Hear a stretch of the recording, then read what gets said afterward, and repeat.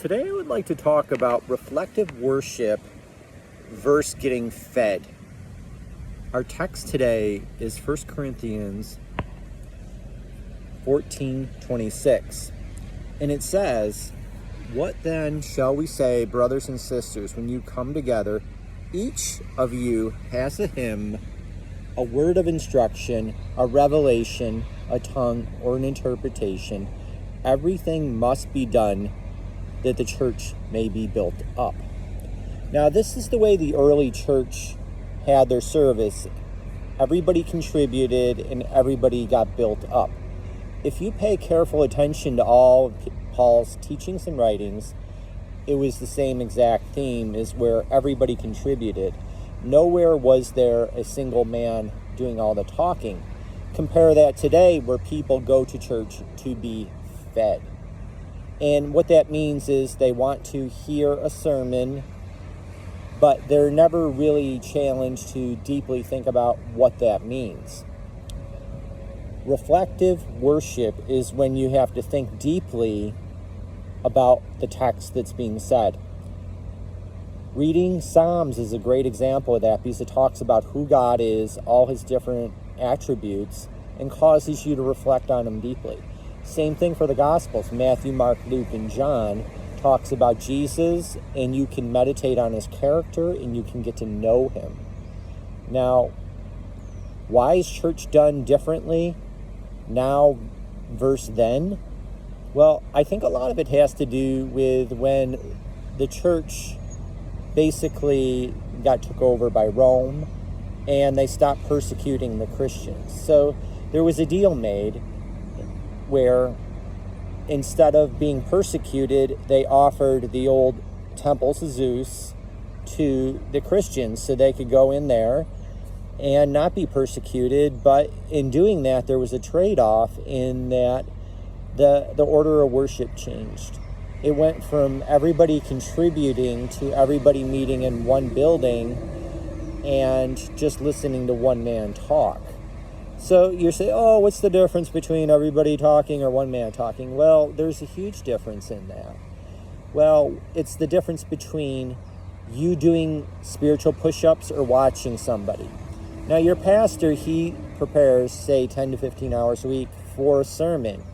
And he is actually having to go deep into the text, learn about it. Then he explains it to you guys. Well, how are you going deep?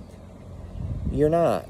And that's really where the problem is today in churches, that people are not going deep enough and they're not really reflecting on who God is. Well, why do I got to do all that hard work? Can't he just tell me what it means?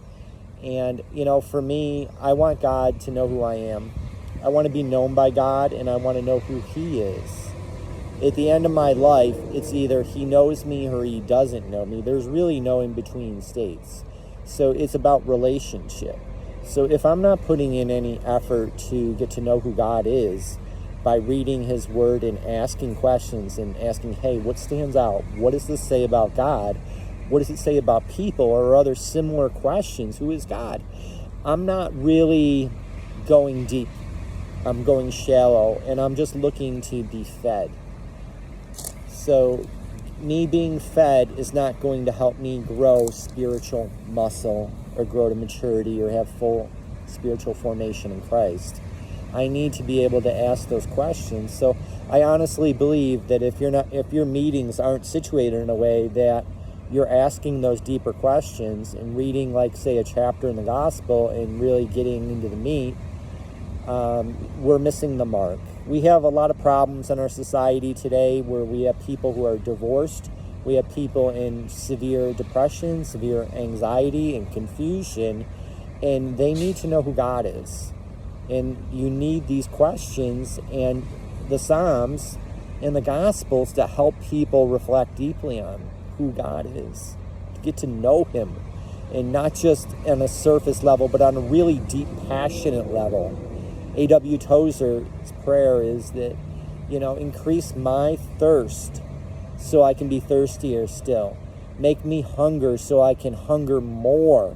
God, I pray you would give me more hunger for you, more longing for you. And I pray that you would temper that longing with kindness and patience to be able to translate that and share that with others. Tozer, he had a deep spiritual hunger for God, I think probably unmatched. In some ways that really didn't translate to sharing it with others. So it's not just enough to be spiritually hungry reading the Psalms, but you need to get together with other people. Like, that's what Hebrews is all about.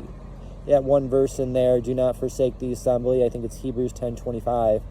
What that really means is you're getting together in small groups and you're eating the Word deeply.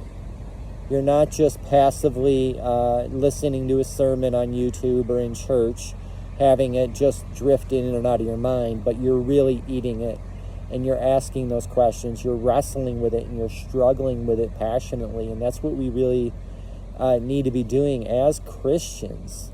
And if you read all of Hebrews, it's really basically about how Christ is our high priest, and he is the one who goes before us. And the people who love him, it won't matter. It's not about a building. The true worshipers worship in spirit and truth. You can have your church at a coffee shop. You can have your church at a gym. You can have your church at your job, and it's a legitimate church, so long as you're going deep. If you're deeply reflecting on who God is, that's true church. You're getting into the Word. You're growing. You're building spiritual muscles. You're having spiritual formation. Christ is being formed within you and your soul, and you're passionate about him, and you're sharing it with others every single place you go. That's a win. Keep doing that. It reminds me of this guy I know at one of the places I go to, and he has a hat on and says, I love Jesus, and he just shares Jesus with everybody at that place. He said fellow traveler to me, and that means something to me because he could see Christ in me, and I want people to know his love. I want them to know who I am, who he is deeply. And that's really what matters. At the end of our lives, we're going to stand in front of him, and it's going to be like, well done, good and faithful servant, or I don't know you, and I want him to know me. And I want you to know him and be known by him. That's really the most important thing that there is today. And, that's what I want to share with you. Have a blessed day.